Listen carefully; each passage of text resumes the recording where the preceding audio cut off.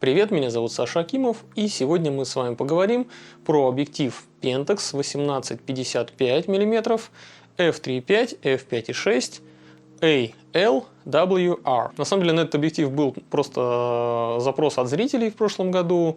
Я сам большого энтузиазма по поводу китов для зеркалок не испытываю, я прям привык, что это всегда мусор. Ну и к этому объективу я тоже со здравым таким скепсисом отнесся. Сразу уточню, что эта версия уже 4-я. Самый первый обычный 18-55 AL выходил еще в 2004 году для самых первых цифровых укропнутых зеркалок Pentax.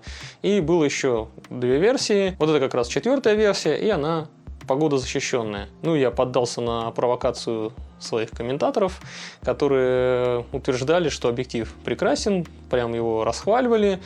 Поэтому я посмотрел, благо цена на него невысокая, я с удовольствием его прикупил за копейки и вот готов для вас поделиться своим мнением о нем. Объектив вышел, конечно, довольно давно, аж в 2009 году, но довольно удивительно видеть то, какие не самые дешевые материалы в нем применяются. Например, вот убогонький кит от Nikon тех же лет.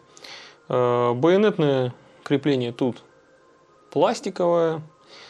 Корпус огромный. Это из-за встроенного стабилизатора, скорее всего. Хлипкие на вид резиночки, да и на ощупь не самые впечатляющие. А вот православный кит от Pentax. Тут у нас металлическое байонетное крепление. Также вы можете увидеть здесь такую красную резиночку. Это для влагозащиты. Да, у него не просто так VR в названии. Ну, то есть Weather Resist. Он имеет уплотнители по всему корпусу для того, чтобы защититься от попадания влаги. Ну, конечно же, все остальное здесь тоже из пластика. Ну, при этом пластик не самый плохой. Резиночки, кстати, тоже достаточно высокого качества. Они нигде не люфтят, не отходят. Даже какого-то намека на это нет. И сцепление с ними отличное, потому что они такую мелкую шершавую структуру имеют. А еще в комплекте идет довольно прикольная бленда.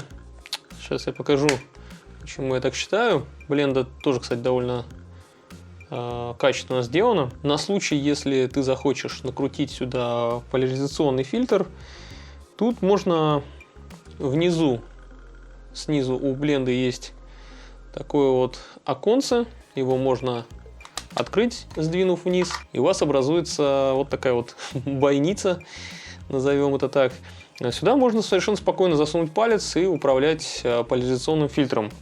Мне кажется, очень удобно. Я такого еще не видал у других производителей. Кстати, раз уж мы о фильтрах заговорили, фильтры здесь крепятся на 52 миллиметра. Но есть в этом объективе и вещи, которые меня бесят, которые мне не по нраву. Например, то, что, к сожалению, здесь отверточный фокус используется. Жужжит, соответственно, он зверский, когда ты фокусируешься.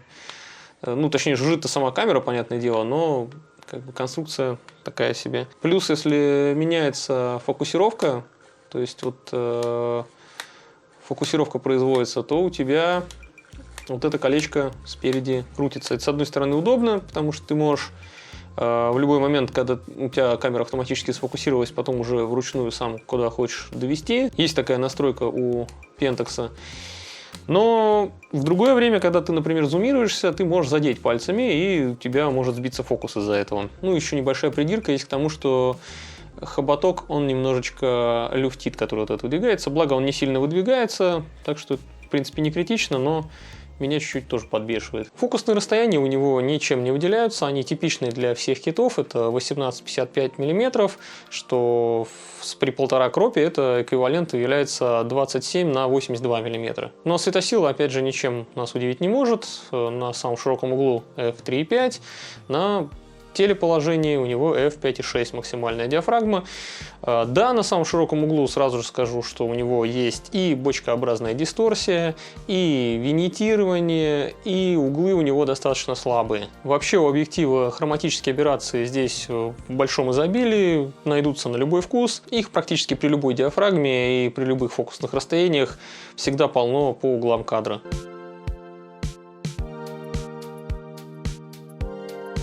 С одной стороны, конечно, да, затронуты всего лишь самые края, и увидеть это можно только если прям сильно вглядываться в картинку, увеличивая ее до 100%. Но с другой стороны, хроматических аберраций настолько много, что их тяжеловато будет задавить даже на посте. К тому же увидеть можно помимо маджентовой каемки, как где-нибудь в ветках, как это в принципе обычно бывает у многих объективов, можно еще иногда и даже циановую словить ближе к середине. Ну и при том, что объектив достаточно сильно подвержен хроматическим аберрациям, он при этом очень хорошо держит контровой свет.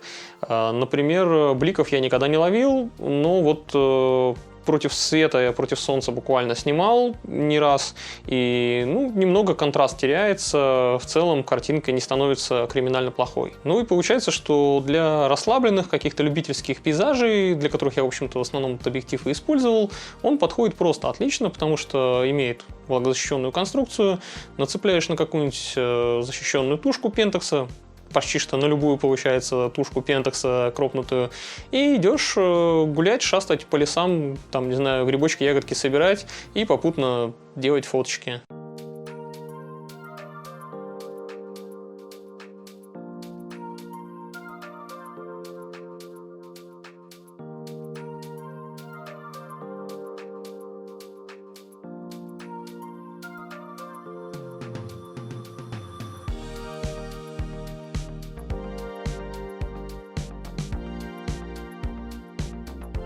Фокусируется объектив достаточно близко, с 25 сантиметров, так что и для какого-то такого любительского макро он тоже неплохо подойдет.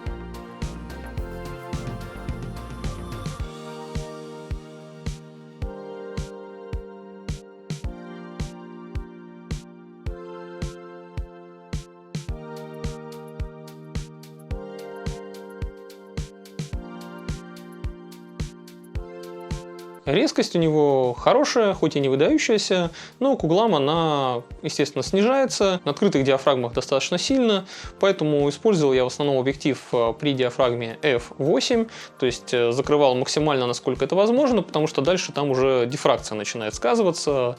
На f8, f10 можно вполне хорошие равномерные по резкости кадры получать. То есть у тебя просто картинка выравнивается, края все еще слабоваты, но это не бросается в глаза.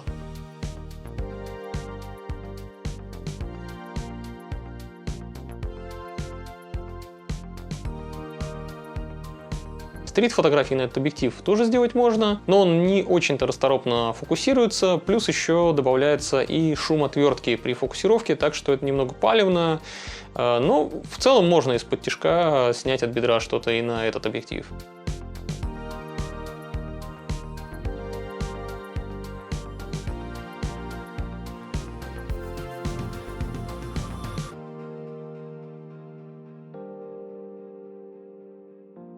Для портретов он тоже слишком темный, бокешку банально из него не выдавишь. Но, как вы знаете, на бокешку я сильно не дрочу, можно, в принципе, и портреты на него снять, если, допустим, как-нибудь интересно свет выставить.